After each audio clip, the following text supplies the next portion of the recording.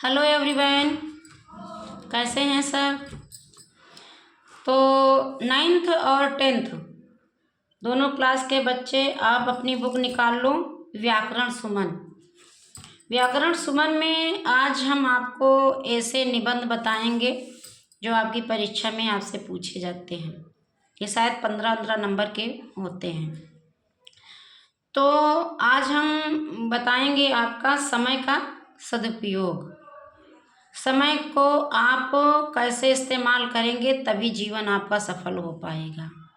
बहुत से बच्चे क्या करते हैं, मम्मी पापा अपना पूरा पैसा पूरा टाइम दे रहे हैं, लेकिन वो अपने माँ बाप की आंखों में धूल झोंक रहे हैं। जब मम्मी पापा पास में जाते हैं तो बुक उठा करके पढ़ना शुरू कर देते हैं, नहीं तो बस टाइम पास करते चेयर पे बैठे रहते हैं। ये आजकल के बच्चे हैं। और हम लोगों का समय था बेटा, तो माता पिता खेतों में काम करते थे। हम लोगों को कभी कोई कहता ही नहीं था कि बुक खोल करके पढ़ाई करो। फिर भी हम लोग पढ़ते थे और अच्छे नंबर भी लाते थे। इतनी सुविधाएं भी नहीं थी जितनी सुविधाएं आजकल पेरेंट्स बच्चों को दे रखे हैं। काम भी करके करते थे, माँ बाप का, बहन का, सबका हाथ भी बटाते थे। आज के बच्चे सिर्फ और सिर्फ पढ़ाई कर रहे हैं, उसमें भी परेशान हो जाते हैं। तो जो पढ़ने वाले बच्चे हैं वो समय की सारणी बना लें और उसी के आधार पर अपनी लाइफ शुरू कर दें। समय का सदुपयोग, समय को पहचाने आप। है समय नदी की बाढ़ कि जिसमें सब बह जाया करते हैं। जैसे बाढ़ आती है ना, आजकल देख रहे हैं आप, पंजाब, हरियाणा और मनाली की मंडी वगैरह उधर तरफ जो है उत्तराखंड में तबाही मची हुई है। और वाराणसी में हरिद्वार भी आ गया है आपका, ठीक ना। तो इस समय आप अपने सुरक्षित घर में बैठे हैं, अच्छा सा खा रहे हैं, अच्छा सा पहन रहे हैं, लेकिन बहुत स्थान पर बूढ़ा आया हुआ है जिसको हम बाढ़ कहते हैं। हम लोग पहले बचपन में उसको बूढ़ा कहते थे। बाढ़ आ गई, बाढ़ आ गई, अब सब सारे लोग बाढ़ कहते हैं।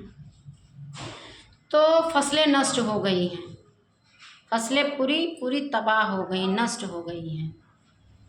और खाने के लिए दूसरे लोग जो है मदद कर रहे हैं, खाने के लिए दूसरे लोग मदद कर रहे हैं, समझ रहे हो ना।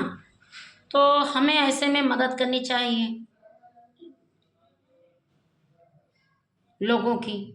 कहते हैं ना कि आप चाहे जितने यज्ञ कर लो, हवन कर लो, तप कर लो, लेकिन अगर आप कहते हैं ना, कभी भूखे को भोजन कराया नहीं, आज अमृत पिलाने से क्या फायदा, कभी प्यासे को पानी पिलाया नहीं। तो समय को पहचानो, समय रहते ही अपने लक्ष्य की प्राप्ति पर ध्यान दो। चलिए, टाइम को बर्बाद नहीं करेंगे और आप समझें तो सबसे अच्छा है। नहीं तो आप ये कि मैम जी जब भी आती हैं लेक्चर देती हैं, तो बेटा मेरा काम ही है लेक्चर देना, ठीक ना। तो समय का सदुपयोग। है समय नदी की बाढ़ कि जिसमें सब बह जाया करते हैं। है समय नदी की बाढ़ कि जिसमें सब बह जाया करते हैं। है समय बड़ा तूफान प्रबल पर्वत झुक जाया करते हैं। और मैथिली शरण गुप्त जी ने लिखा है कि नर हो न निराश करो मन को, कुछ काम करो, कुछ काम करो, इस जन्म को व्यर्थ मत कहो, कुछ नाम करो। समय एक अनमोल वस्तु है, खोया हुआ समय फिर कभी हाथ नहीं आता। यही समय की सबसे बड़ी विशेषता है। सभी बच्चे ध्यान से सुने। समय की सबसे बड़ी विशेषता को अगर जो नहीं पहचानेगा वो पीछे छूट जाएगा। आप अगर आज का काम, टीचर स्कूल में काम देता है और आप क्या करते हो, घर आते हो, रेस्ट करते हो, सो जाते हो और कहते हो कर लेंगे, जब टीचर चेक करेंगे तब कर लेंगे, लेकिन नहीं, मार खा लोगे, क्लास में बेइज्जती टीचर करेंगे तो सह लोगे, लेकिन काम नहीं करोगे। जिसने भी समय के इस रहस्य को स्वीकार किया उसने बड़े से बड़ी उपलब्धियां प्राप्त की। समय का सदुपयोग ही जीवन की सफलता का आधार है। जीवन का जितने भी महापुरुष हुए हैं इतिहास में, जिनका जो है आप इतिहास पढ़ते हैं तो उन्होंने अपना सुख चैन सारा गंवा। आप लोगों की जैसे नहीं कि मोबाइल मिल गया बस घंटों रील देखते रहे, मैसेज भेजते रहे, वीडियोस देखते रहे, टाइम बर्बाद करते रहे। पहले मोबाइल थे ही नहीं लोगों के पास, और टाइम जो है लोगों के पास सारे एक दूसरे के साथ बैठ कर के सुख दुख बांटते थे। आज को परिवार में एक दूसरे के पास कोई नहीं बैठ रहा है। तो समय महाशक्तिशाली है, इसकी भली भांति पहचान होने पर आयोग भी योग्य बन जाते हैं। कहते हैं ना कि कौड़ी कौड़ी जोड़ के निर्धन हो धनवान, और अक्षर अक्षर जोड़ के मूर्ख हो सुजान। तो जिसने भी समय की धारा की तरह बहना शुरू कर दिया, अपने लक्ष्य को प्राप्त कर लिया। गरीब एवं दुखी, धनवान और सुखी हो जाता है। आज मानव इतना व्यस्त हो चुका है कि उसके पास विचार करने के लिए समय का अभाव है।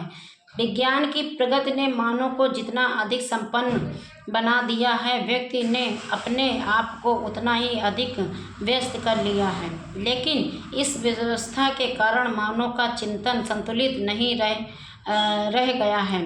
मानव दौड़ रहा है लेकिन एक अज्ञात दिशा में। मानव दौड़ रहा है लेकिन एक अज्ञात दिशा में। लेकिन इस व्यवस्था के कारण मानव का चिंतित संतुलित नहीं रह गया। मानव दौड़ रहा है लेकिन एक अज्ञात दिशा में। समय वही है, वही समय है जो पहले था, वही सूरज है, वही चांद है, वही समय घड़ियां बताती हैं। यह व्यक्ति पर निर्भर करता है कि वह उसका कैसे उपयोग करता है। बहुत से लोग समय का मूल्य नहीं समझते। सुबह देर से उठना, रात को देर से सोना तथा उठने के बाद भी घंटों दिनचर्या का आरंभ न करना क्या दर्शाता है? गलत और हानिकारक कार्यों में समय का व्यय, समय का दुरुपयोग है। दोस्तों के साथ पार्टी मना रहे, रात 1-1:30 बजे तक मना रहे पार्टी बच्चे। पेरेंट्स पूछते हैं तो जवाब आता है कि हम एंजॉय कर रहे थे। तो घंटों दिनचर्या का आरंभ ही नहीं ना करना क्या? हम समय का सदुपयोग केवल उन्हीं कार्यों में माने जो व्यक्ति को एक अच्छा इंसान बनाए। कई बार ऐसा भी होता है कि केवल एक सीमा तक उन कार्यों में समय लगाना समय का सही उपयोग कहलाता है, परंतु समय की अवधि सीमित न होने पर वही दुरुपयोग बन जाता है। उदाहरण स्वरूप छात्रों के लिए पढ़ाई और खेल दोनों ही आवश्यक हैं, परंतु खेल की सीमा अधिक होने पर या निश्चित समय पर न खेलने पर वही समय दुरुपयोग है। जो लोग समय का सदुपयोग नहीं करते उन्हें बाद में पछताना पड़ता है। कार्यों के महत्व को ठीक से न समझकर जो लोग उन्हें क्रम से नहीं बांट पाते उनके पास सदा ही समय की कमी रहती है। मैंने कहा समय सारणी बनाकर कार्य करो, और वे कोई भी कार्य आत्मविश्वास के साथ नहीं कर पाते। कार्यों को प्राथमिकता के अनुसार बांटकर निश्चित अवधि में पूरा करना ही व्यक्ति की श्रेष्ठता का सूचक है। समय नहीं मिला यह सुनने किसी को अच्छा नहीं लगता। महापुरुषों के जीवन में समय के सदुपयोग का बड़ा महत्व रहा। बड़े बड़े वैज्ञानिकों ने समय के सदुपयोग से ही संसार को इतना सुख प्रदान किया तथा स्वयं भी गौरवान्वित हुए। गांधी, नेहरू, तिलक, विवेकानंद, ईश्वर चंद्र, विद्यासागर, मदन मोहन मालवीय आदि के जीवन का रहस्य समय का सदुपयोग तथा समय की पहचान है। मैंने कहा ना, जितने भी आप इतिहास उठा करके देखेंगे उन्होंने समय के महत्व को समझा तथा विश्व के अग्रणी व्यक्तियों की पंक्ति में खड़े हो सके और विश्व के इतिहास में अमर हो गए। मानव जीवन की आधारशिला विद्यार्थी जीवन है। जो संस्कार इस काल में पड़ जाते हैं वो जीवन पर्याप्त रहते हैं। अतः समय और विद्यार्थी जीवन का अत्यधिक संबंध है। कई विद्यार्थी समय के महत्व को लेसा मात्र भी नहीं पहचान पाते। वे पूरा वर्ष अपना समय व्यर्थ की बातों में व्यतीत कर देते हैं और जब परीक्षा का समय आता है तो सारी सारी रातें किताबें के पन्ने उलटते रहते हैं। यह समय का महान दुरुपयोग ही कहा जाएगा। पूरे वर्ष का कार्य कुछ दिनों में न तो पूर्ण हो पाता है और न याद ही रहता है, जल्दी जल्दी में।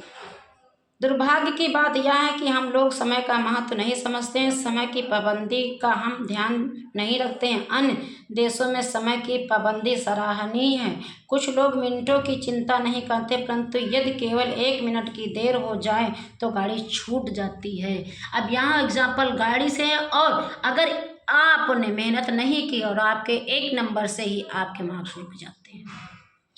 कुछ 5 मिनट का शून्य न पहचानने के कारण ही ऑस्ट्रेलिया वालों ने नेपोलियन में मात खाई। दूसरी ओर नेपोलियन के साथी ग्रूसी के युद्ध भूमि पर 5 मिनट देर पहुंचने के कारण नेपोलियन पकड़ा गया और हार गया। समय सबसे बड़ा खजाना है। सुखी, सफल और शांत जीवन के समय का सदुपयोग और नियमित जीवन आवश्यक है। रुपये पैसों के हिसाब की तरह हम एक डायरी में अपने समय कार्यक्रम का ब्यौरा रखना चाहिए। इस प्रकार हम धीरे धीरे इसके आदी हो जाएंगे और सफलता की सीढ़ियों पर चढ़ते जाएंगे। यह अत्यंत आवश्यक है कि विद्यार्थी, जो समाज का एक महत्वपूर्ण अंग है, समय के मूल्य को समझें और उसका सदुपयोग कर भावी जीवन को सुखमय और समृद्धशाली बनाएं। समय जीवन की अमूल्य निधि है, और यदि जीवन में से एक बार समय निकल जाता है तो जीवन भर पछताना पड़ता है। किसी मानसी ने ठीक ही कहा कि जीवन में स्वर्णावर तेरा द्वार खटखटाता है, उठ नर तू अब तक भी सोता है, जो समय रहते तू चेत न जाएगा, आजीवन रोता हाथ मलता रह जाएगा। थैंक यू क्लास, बहुत अच्छा है। ऐसे आपका सीखने के लिए भी, जीवन की सीख के लिए भी है, और जीवन में उतारने के लिए, जीवन आगे अच्छा हो इसके लिए ये निबंध है, जिससे आप इसे पढ़ेंगे, समझेंगे, अपने जीवन में उतारेंगे और परीक्षा में करके अगर आ जाए तो करके आएंगे। ठीक है, थैंक यू क्लास।